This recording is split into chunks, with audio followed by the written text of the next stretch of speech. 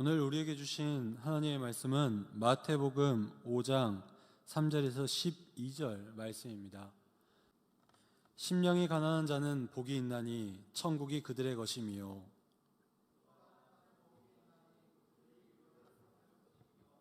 온유한 자는 복이 있나니 그들이 땅을 기업으로 받을 것이미요.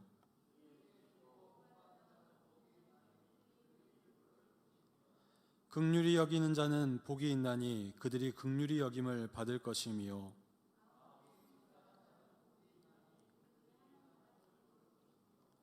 화평하게 하는 자는 복이 있나니 그들이 하나님의 아들이라 일컬음을 받을 것이미요.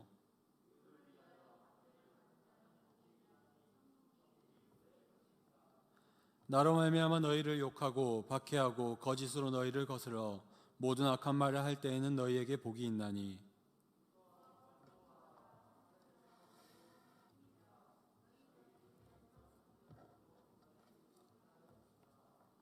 아멘. 오늘 우리는 2020년의 마지막 수요 기도회를 함께 온라인으로 드리고 있습니다. 온라인으로 우리가 지금 기도회에 함께 하지만 하나님의 은혜를 사모하며 이 마지막 수요 기도회에 함께하는 우리 모든 성도님들에게 하나님께서 예비하신 은혜와 또 축복이 함께하기를 간절히 소원합니다. 더불어 코로나 확산 방지를 위해서 우리가 계속 함께 기도해야 하는 것 같습니다. 지금도 1000명에 넘는 확진자가 매일 나오고 있는데요. 이 상황 가운데서도 우리가 계속 이것이 유지된다면 지금은 1월 3일까지 예배 드릴 수 없는, 그러니까 비대면 예배를 드려야 하는 상황이지만 그 이후로도 우리가 비대면 예배를 드려야 할 상황이 올 수도 있습니다. 물론 우리가 지금까지 송구영신 예배 또 이런 것들도 다 비대면으로 드리게 되는데요. 이 비대면 예배가 첫 주일이 지난 둘째 주부터는 끝날 수 있도록 여러분이 함께 끝까지 기도해 주시기를 바랍니다. 그리고 특별히 기도를 요청하기를 바라는 부분이 있습니다. 우리 다음 세대를 위해서 함께 기도해 주시기를 바랍니다. 저도 태어나서 이제 처음 겪는 일인데요. 우리가 보통 교회 학교가 12월 마지막 주일이 끝나고 1월 첫 주가 되면 학년이 바뀌고 부서가 바뀌게 됩니다. 그런데 교회가 비대면으로 예배를 드리게 되면서 이번만 우리 금옥교회 다음 세대 모든 부서가 그 졸업을 2주 연장하기로 했습니다. 그래서 1월 10일까지 지금 부서에서 예배를 드리게 되는데요. 이렇게 예배를 드리는 이유는 졸업하고 진급하는 과정 가운데 한 명이라도 더 교회에 정착시키고 싶어서 한 영혼이라도 더 잃지 않기 위해서 우리가 이렇게 결정하고 예배를 드리고 준비하고 있습니다. 이렇게 10일 날이면 우리가 할 수 있을 거다라고 생각하면서 준비하고 있는데요. 혹시 10일 날도 혹은 그 이후로도 우리가 이렇게 하지 못하게 된다면 또 우리 다음 세대가 지금도 출석이 많이 줄었는데 더 줄게 되지 않을까 염려하는 마음이 있습니다. 간절히 바라기는 이러한 모든 문제, 우리의 예배뿐만 아니라 우리 다음 세대의 신앙을 위해서 이 코로나가 속히 종식될 수 있도록, 더 나아가 코로나 확산이 멈출 수 있도록 함께 기도해 주시기를 간절히 소원합니다. 이 시간 말씀을 이제 나누도록 하겠습니다.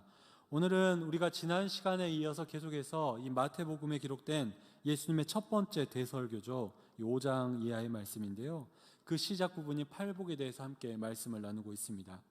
지난 시간에는 팔복의 첫 번째 복인 심령이 가난한 자가 받는 복에 대해서 함께 말씀을 나누었습니다.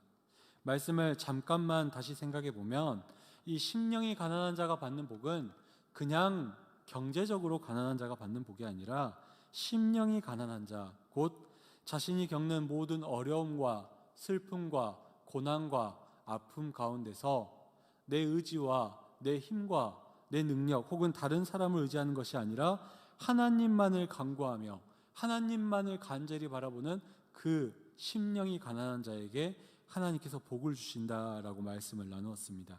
그리고 그 사람이 받는 복은 하나님께서 약속하신 그 천국, 하나님의 뜻이 이루어지는 그 천국을 소유하는 복을 그 즉시 받게 된다라고 말씀으로 나누었었습니다.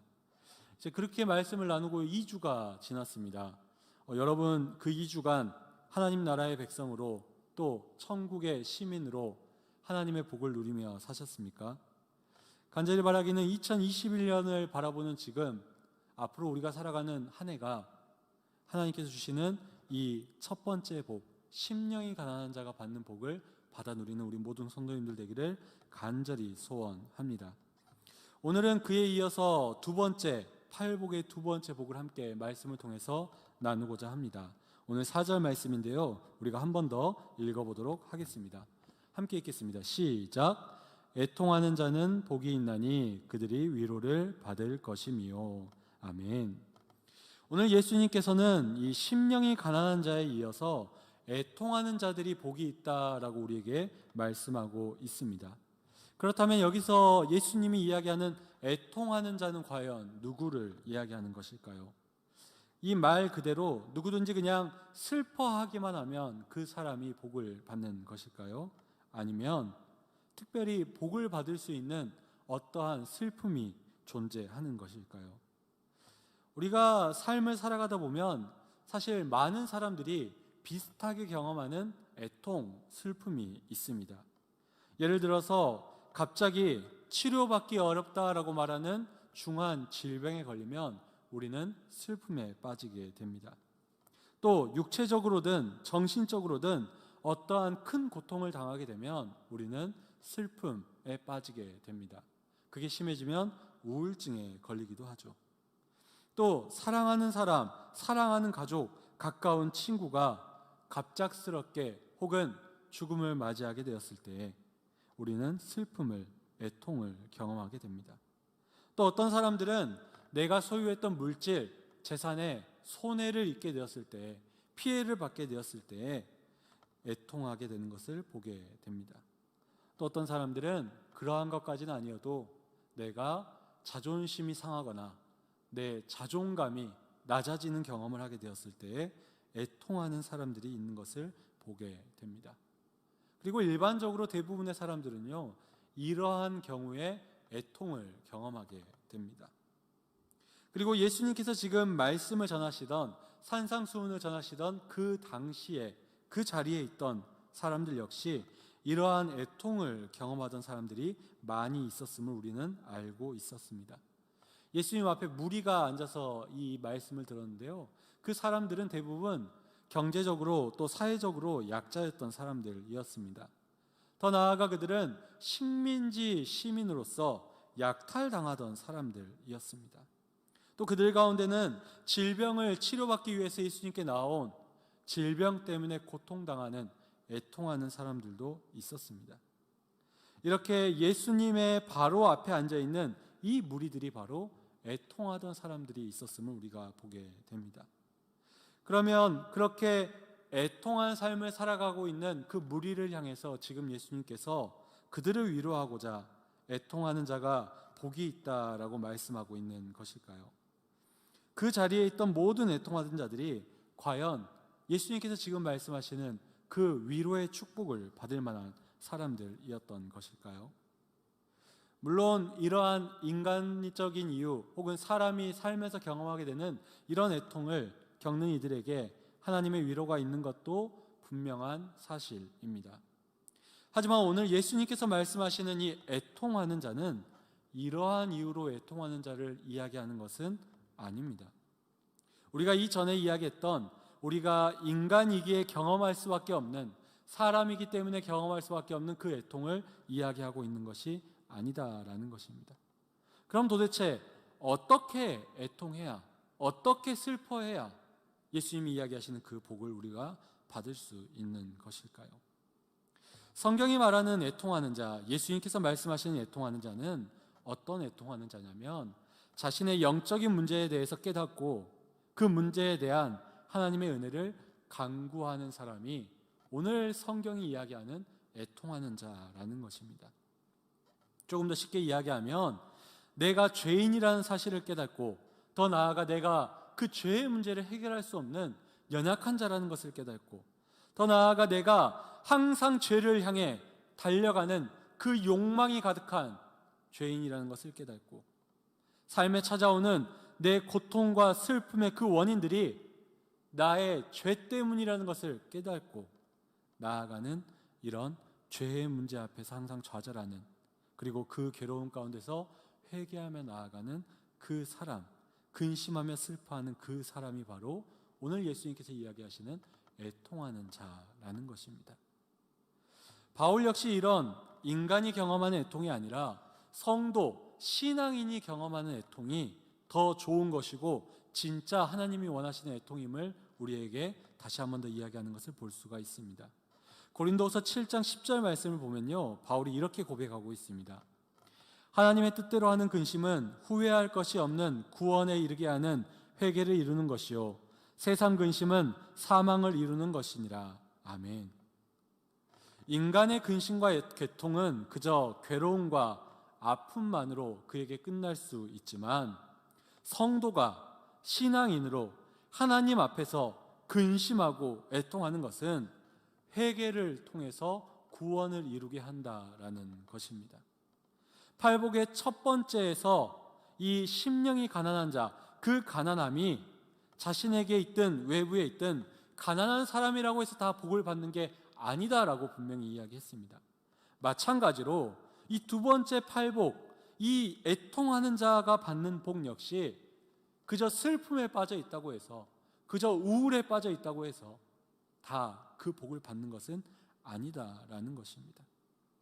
자신의 악함과 자신의 죄악됨과 더 나아가서 그것을 내가 어찌할 수 없다라는 사실 앞에서 애통하며 슬퍼하는, 회개하며 하나님만을 간구하는 그 사람이 바로 진짜 애통하는 자라는 것입니다. 그렇다면 이 시간 온라인으로 함께 예배하는 우리 성도님들께 묻고 싶습니다.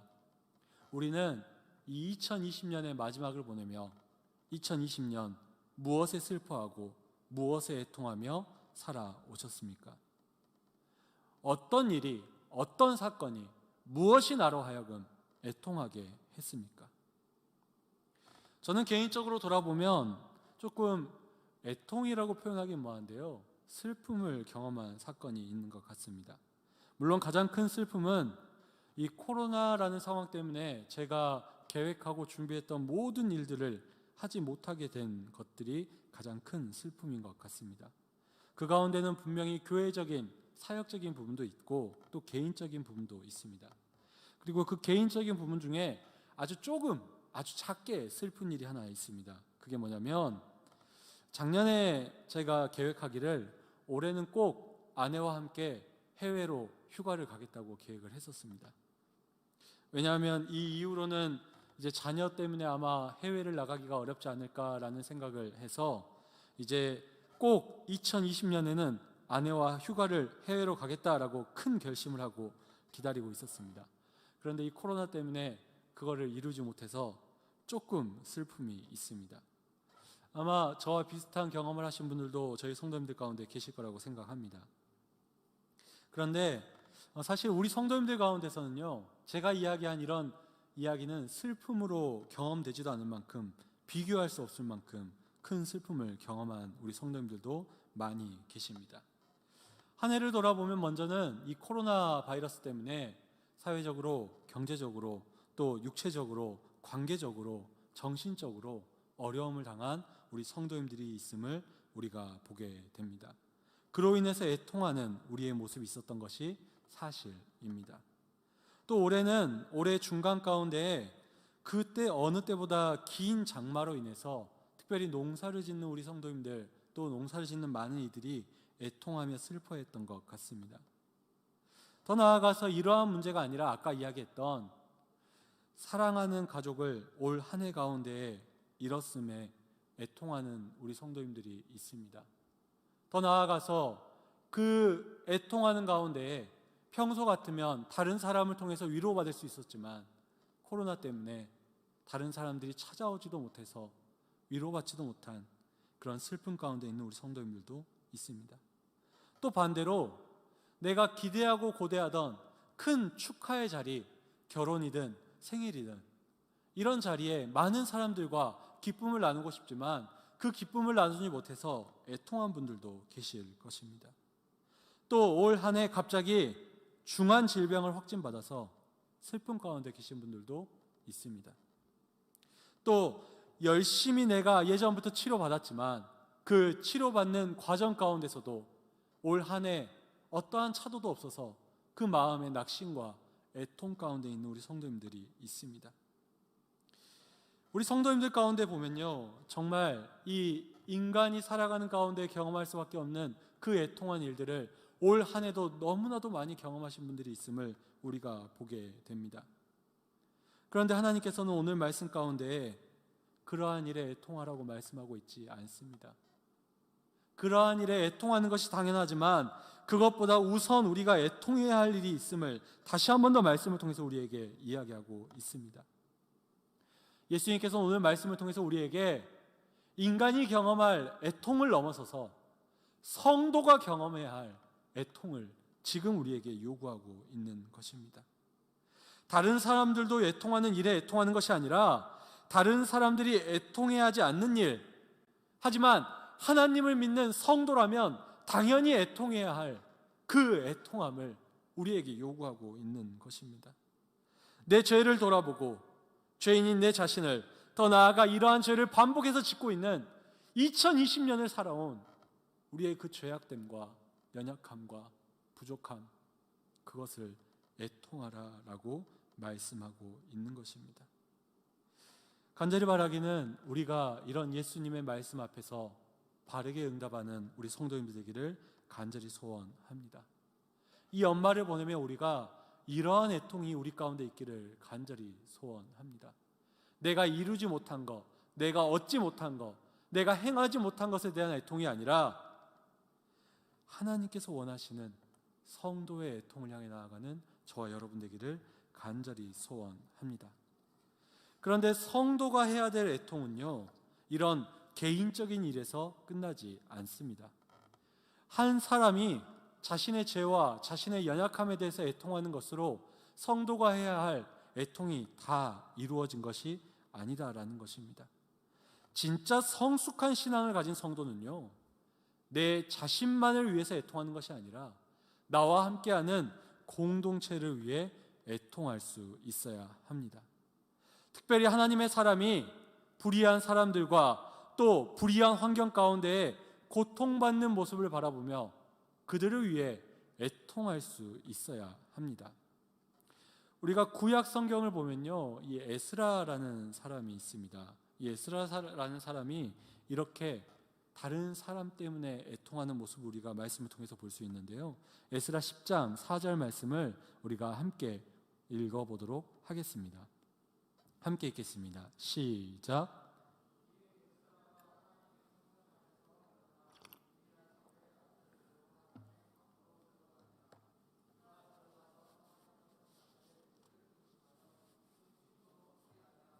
물도 마시지 아니하더니. 아멘.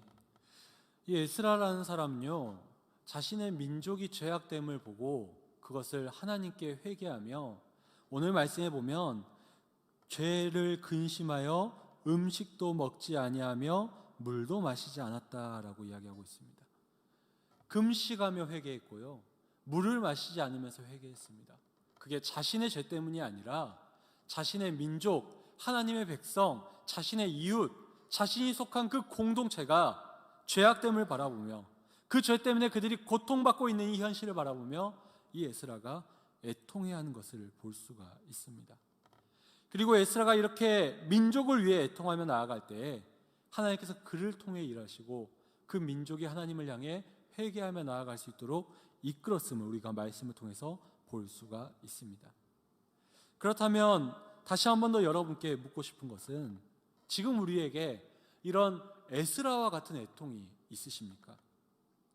내 가족과 내 친족의 구원을 위한 애통함, 질병과 환경으로부터 고통받고 있는 우리 교회 성도들을 위한 애통함, 온라인으로만 예배드리고 봉사와 교제하는 일을 하지 못하다 보니까 교회에 대한 애정과 열정이 사그러들고 있는 우리 성도들에 대한 애통함, 예배를 잘 드리고 있는지 확인조차 어려운 우리 다음 세대의 그 신앙을 위한 애통함, 코로나로 인해서 발생한 다양한 상황들 때문에 고통받고 있는 우리 이웃들에 대한 애통함. 우리는 지금 내 자신의 애통함에만 너무 집중한 나머지 하나님께서 원하시는 우리의 공동체를 향한 그 애통함을 잃어버리고 있지는 않습니까?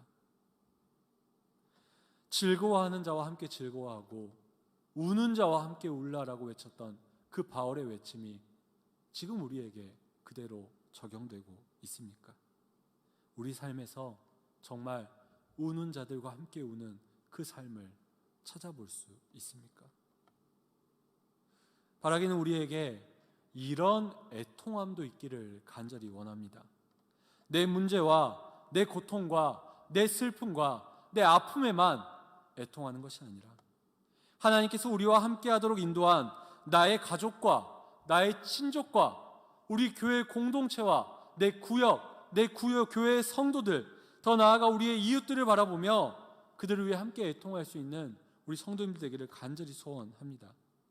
나만을 위해서가 아니라 이웃을 위해 애통하며 기도하고 애통하며 금식할 수 있는 성숙한 신앙을 가진 우리 금옥교회가 되기를 간절히 소원합니다. 그래서 이웃을 위해서 이웃과 함께 애통해야 할 수 있는 우리 금옥교회가 되어서 우리가 그렇게 애통함으로 말미암아 우리의 기도를 통해 또 우리 각자를 통해 우리 교회를 회복시키고 우리 가족을 회복시키고 우리의 이웃들을 회복시키는 귀한 역사가 이 땅 가운데 임하도록 하나님께서 우리를 사용해 주시기를 간절히 소원합니다. 예수님께서는 이렇게 자신을 위하여 더 나아가 이웃을 위해 애통하는 사람이 반드시 위로를 받을 것임을 약속하고 있습니다. 죄인으로서 통회하며 이웃과 함께 눈물을 흘리는 그 사람에게 하나님께서 위로를 베풀어 주신다라고 약속하고 있습니다. 이 하나님께서 베푸시는 위로는요, 때로는 우리 죄에 대한 용서함으로, 때로는 우리의 어려운 상황으로부터 구원하심으로, 때로는 힘있게 하심으로, 때로는 우리로 하여금 확신하게 하심으로 우리를 위로해 주십니다. 그리고 예수님께서는 이런 위로를 베푸시기 위하여서 우리에게 오셨다라는 것을 우리가 잘 알고 있습니다. 이 예수님께서 오시기 전에 예수님에 대해서 미리 선포한 구약의 말씀 가운데에 예수님께서 이러한 모습, 오실 메시아가 이렇게 우리에게 행할 것이다 라고 말씀하신 말씀이 있는데요, 이사야 61장의 말씀에 기록되어 있습니다.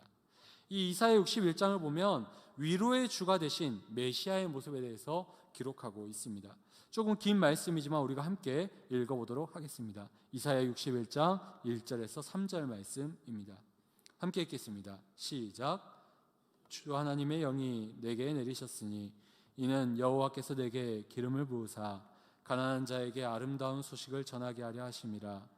나를 보내사 마음이 상한 자를 고치며 포로된 자에게 자유를, 갇힌 자에게 노임을 선포하며 여호와의 은혜의 해와 우리 하나님의 보복의 날을 선포하여 모든 슬픈 자를 위로하되 무릇 시온에서 슬퍼하는 자에게 화관을 주어 그 죄를 대신하며 기쁨의 기름으로 그 슬픔을 대신하며 찬송의 옷으로 그 근심을 대신하고 그들이 의의 나무 곧 여호와께서 심으신 그 영광을 나타낼 자라 일컬음을 받게 하려 하심이라. 아멘. 이 말씀은 이스라엘 백성들에게 메시아가 오셔서 자신들을 억압하던 것들, 고통스럽게 하던 것들, 슬프게 하던 것들을 다 부숴버리고 해방시켜 주실 것이다, 그렇게 이스라엘 백성들을 위로해 주실 것이다 라는 소망과 기대를 갖게 하는 말씀입니다. 그리고 예수님께서는 실제로 이 땅 가운데 오셔서 이러한 사역을 행하셨습니다. 물론 당시 이스라엘 백성들이 방했던 정치적으로나 경제적으로나 해방받기를 원했던 그런 해방은 아니었지만 예수님께서 행하신 해방은, 위로는 그런 인간의 작은 부분의 위로가 아니라 오히려 죄와 사망의 문제, 더 나아가 우리의 영적인 문제로부터 이스라엘 백성만 아니라 온 인류를 해방하게 하신 진정한 위로, 큰 위로를 우리에게 주셨습니다. 그래서 그 예수님께서 주신 위로가 지금 우리에게도 동일하게 임하게 되는 줄로 믿습니다. 오늘 본문에서 이 위로하다라는 단어를 보면요, 이 위로하다라는 단어가 원어로는 이런 뜻을 가지고 있습니다. 격려하다, 끌어안고 어루만지다, 좋은 말로 힘을 주다라는 뜻을 가지고 있는데요, 이 말로도 참 우리에게 힘이 되는 것 같습니다. 예수님께서 애통해하는 우리에게 오셔서 우리를 격려해 주시고 우리를 끌어안고 어루만져 주시고 좋은 말로 힘을 주며 격려해 주신다면 참 우리에게 큰 위로가 되지 않을까 싶습니다. 여러분 가운데 힘들고 어려울 때 여러분이 사랑하는 사람이 와서 여러분의 손을 잡아주고 여러분을 위로해주면 우리가 힘을 얻는 것처럼, 심지어 그 대상이 예수님이라면 얼마나 우리에게 큰 위로가 되겠습니까? 하지만 오늘 예수님이 약속하신 위로는 그 정도의 위로로 끝나는 위로가 아닙니다. 단순히 말로 위로하고 격려하는 것으로 끝나지 않는다라는 것입니다. 하나님께서 약속하신 위로는 우리의 구체적인 상황과 환경을 완전히 변화시키시는 하나님의 능력 있는 역사가 있는 위로인 줄로 믿습니다. 우리를 아프게 하고 힘들게 하던 그 고난 자체가 물러가는 위로가 우리에게 임하게 되는 줄로 믿습니다. 때로는 고난이 바로 없어지지는 않는다 할지라도, 그 고난이 얼마 동안 우리와 함께 머문다 할지라도 하나님의 영광과 은혜와 평강이 그 고난을 뛰어넘어 그 고난을 뒤엎어서 압도함으로 우리에게 평강을 주시는 위로가 임하게 되는 줄로 믿습니다. 우리에게 이러한 위로가 임하기를 사모한다면 하나님께서 이 성경 가운데 행하신 그 모든 위로의 역사가, 그 모든 기적의 역사가, 그 모든 개입하심의 역사가 우리 가운데 임하여서 우리의 환경을 변화시키시고 우리의 생각을 변화시키시고 우리의 마음을 변화시키심으로 진정한 기쁨과 찬송을 회복시키시는 하나님의 위로가 우리에게 임하게 될 줄로 믿습니다. 2020년 정말 수고하고 힘들게, 더 나아가 지친 성도님들이 계십니까? 또 개인적인 사건과 사고들로 인해서 애통한 성도님들 계십니까? 하나님의 위로가 임하기를 간절히 소원합니다. 하지만 더 간절히 바라기는 예수님께서 오늘 말씀하시는 성도로서의 애통함을 경험하는 성도님들이 계시다면 오늘 말씀에 약속된 그 하나님의 위로가 속히 임하기를 간절히 소원합니다. 성경에 기록된 위로의 복이 글로 끝나는 것이 아니라, 그냥 온라인을 통해서 전해 듣는 소리로 끝나는 것이 아니라, 진짜 내 삶이 변화되고 내 환경이 변화되고 내 인생의 역사가 변화되는 진정한 위로가 임하는 귀한 역사가 있기를 간절히 소원합니다. 더 나아가 내 삶에 그 애통함과 애통함의 원인이 조금 남아있다 할지라도 그 애통함을 뛰어넘는 하늘의 기쁨과 평화와 참된 즐거움이 우리 가운데 임하기를 간절히 소원합니다.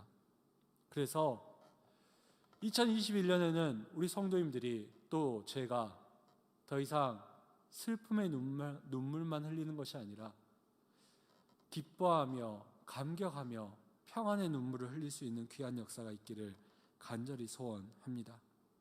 그러한 위로가 우리 가운데 임하기를 간절히 소원합니다. 넘치는 기쁨의 눈물로 하나님께 예배하는 날이 우리 가운데 속히 임하기를 간절히 소원합니다. 말씀을 마치겠습니다. 오늘은 애통하는 자가 받는 위로의 복에 대해서 함께 나누었습니다. 이 연말이라는 시간에 특별히 참 어려운 시기를 보내는 이 시기에 애통하세요, 회개하세요, 다른 사람을 위해 눈물 흘리세요 라고 이야기하는 것이 개인적으로는 참 마음이 편하지 않습니다. 하지만 우리가 그렇게 애통할 때 우리가 생각한 것 이상의 위로가 우리에게 임한다라고 예수님께서 약속하고 있습니다. 그래서 간절히 바라기는 우리 성도님들이 2021년 또 지금 이 연말에 지난번에 나눴던 첫 번째 복, 심령이 가난한 자의 복도 받아 누리시기를 바라고, 더 나아가 오늘 말씀 가운데 예수님께서 말씀하시는 애통하는 자가 받는 그 참된 위로의 복도 받아 누리시기를 간절히 소원합니다. 더 나아가 2021년 우리의 삶 가운데 더 많은 복이 넘쳐나기를 간절히 소원합니다.